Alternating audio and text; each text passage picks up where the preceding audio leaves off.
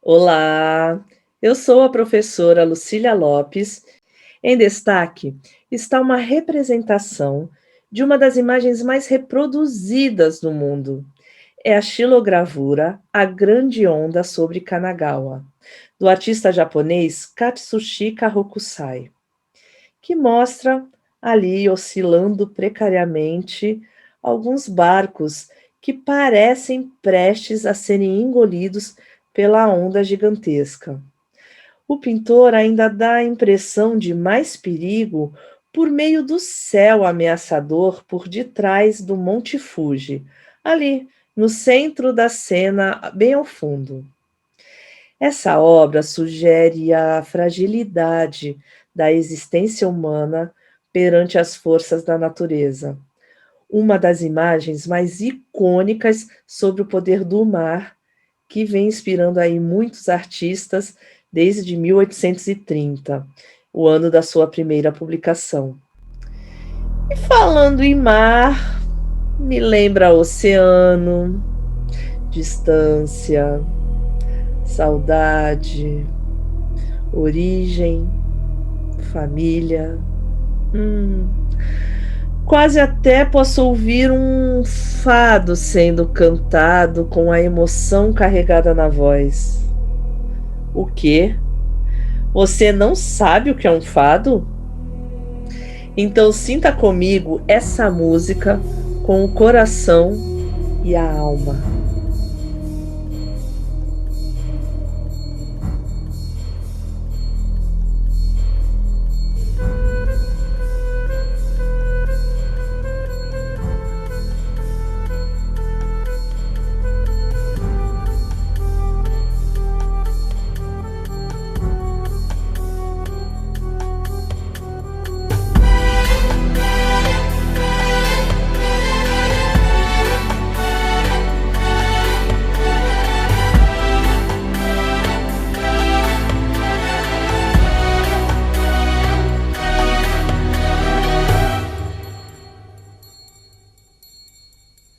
Fui bailar no meu bater, além do mar cruel, e o mar bramindo diz que eu fui roubar a luz sem par do teu olhar tão lindo.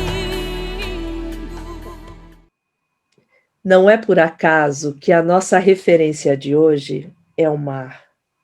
E foram tantos os poetas e autores que se inspiraram e ainda se inspiram no mar para seus versos, prosas, personagens, canções, filmes, quadros e tantas outras representações de admiração e contemplação. Mas hoje quero trazer um dos principais poetas da língua portuguesa que não só se inspirou no mar, como também deu título a um dos mais simbólicos poemas já escritos. Vem ler comigo o poema Mar Português, de Fernando Pessoa.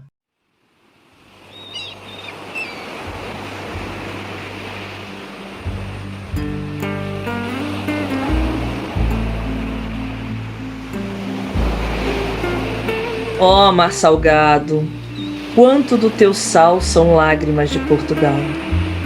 Por te cruzarmos, quantas mães choraram, quantos filhos em vão rezaram, quantas noivas ficaram por casar para que fosses nosso, ó mar. Valeu a pena? Tudo vale a pena se a alma não é pequena. Quem quer passar além do bojador, tem que passar além da dor. Deus ao mar o perigo e o abismo deu, mas nele é que espelhou o céu.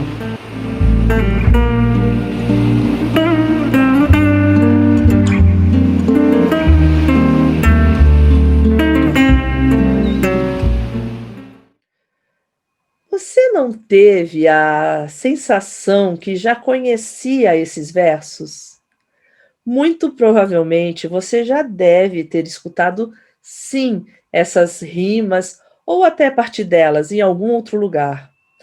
Afinal, estamos falando do poeta Fernando Pessoa, um ícone, uma referência da nossa língua materna, a língua portuguesa. Ah, e antes que eu me esqueça, fado é uma canção popular bem característica de Portugal. E para quem pensa que se trata de algo antigo e fora de moda, já vou logo explicando que a influência do fado está presente em muitos estilos atuais da música portuguesa e mundial. Confira esse exemplo.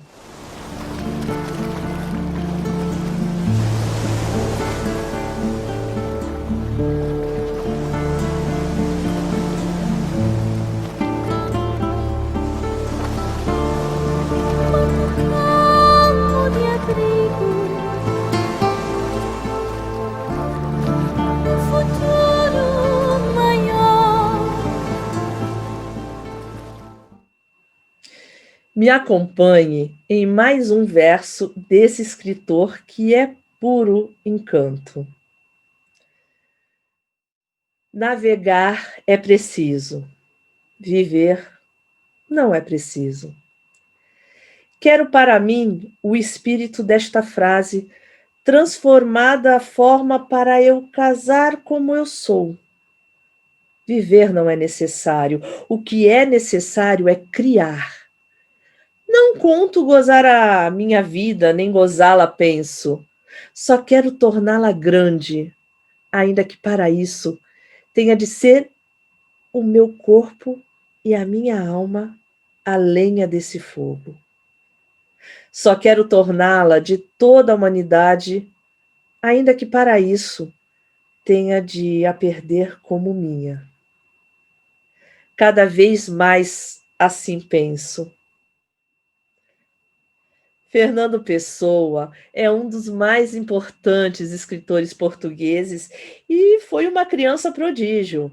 Escreveu seu primeiro poema aos 6 anos de idade, mesmo tendo perdido seu pai aos 5 e um irmão ainda bebê logo em seguida. Ele era tão genial que criou vários heterônimos para assinar os seus textos. Você sabe o que são heterônimos? Então preste atenção. Heterônimo: nome de alguém por outrem para autoria do que não fez. Dize de livro ou peça literária que se publica sob o nome de outra pessoa que não o autor. Os heterônimos de Fernando Pessoa são personalidades criadas por ele próprio e que assinam suas próprias obras. Você entendeu bem isso? Ele criava nomes de autores que, no caso, eram ele mesmo, para assinar os seus próprios textos. Agora, sabe quantos personagens ele criou para isso? Estudos indicam que Fernando Pessoa assinou textos com cerca de 70 nomes diferentes. Já outros afirmam que realmente são heterônimos de Fernando Pessoa apenas 3. Isso porque o poeta teria criado apenas a biografia desses 3, que são o Alberto Caeiro, o Ricardo Reis e Álvaro de Campos. É isso mesmo. Ele criou 3 biografias com data de nascimento e história para cada um desses heterônimos. Fernando Pessoa faleceu em sua cidade natal, Lisboa, no dia 30 de novembro de 1935, vítima de cirrose hepática. Ele tinha apenas 47 anos. Veja a imagem dele retratada pelo artista, também português, Almada Negreiros, em 1964. No leito de morte, a sua última frase foi escrita em inglês um dia antes com o significado: não sei o que o amanhã trará. Será que essa última frase de Fernando Pessoa pode ser considerada um microconto? Você sabe o que é um microconto? Como o próprio nome sugere, é um conto pequeno, simples, com poucos caracteres, quer dizer, poucas letras.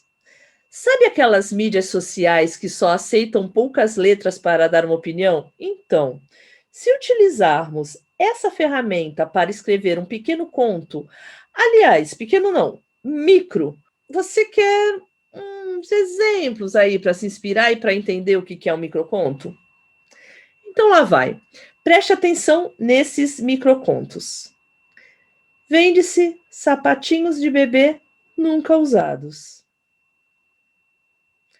O último homem na Terra estava sentado sozinho em um quarto. Então, houve uma batida na porta. Ah, mas então é muito fácil criar um microconto. Nem tanto. Lembre-se que precisa ter um suspense, uma história por trás dessas poucas palavras. E mais, deve ter também uma intenção, que pode estar bem clara ou bem disfarçada.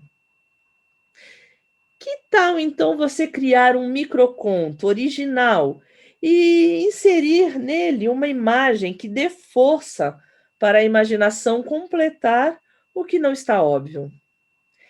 Essa imagem pode ser uma foto, uma sombra, um desenho. Registre no seu caderno ou utilize um app, aquele aplicativo de celular ou de programa de computador, para escrever sobre uma foto, que essa foto pode ser inclusive do seu arquivo pessoal, aquelas que ficam ali guardadas, que você está sempre para usar.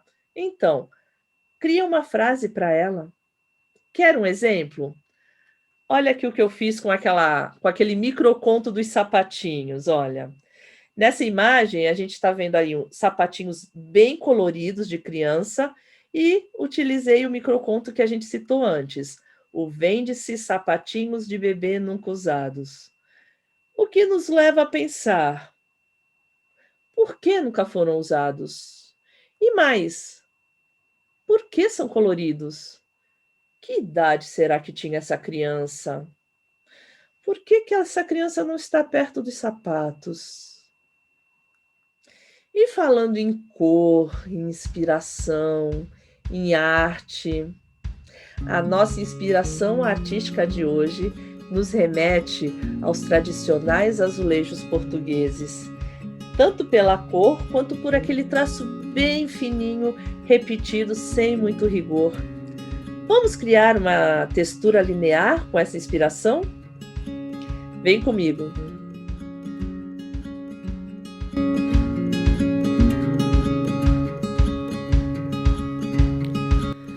Com apenas uma caneta azul de ponta bem fina e uma tira de papel firme, desenhei formas onduladas aleatórias e fui preenchendo com linhas a parte interna dessas formas. Completei mais linhas, preenchendo de maneira uniforme toda a extensão da faixa de papel. Inspirações com texturas sinuosas são base para diversos padrões de azulejos portugueses até os dias de hoje.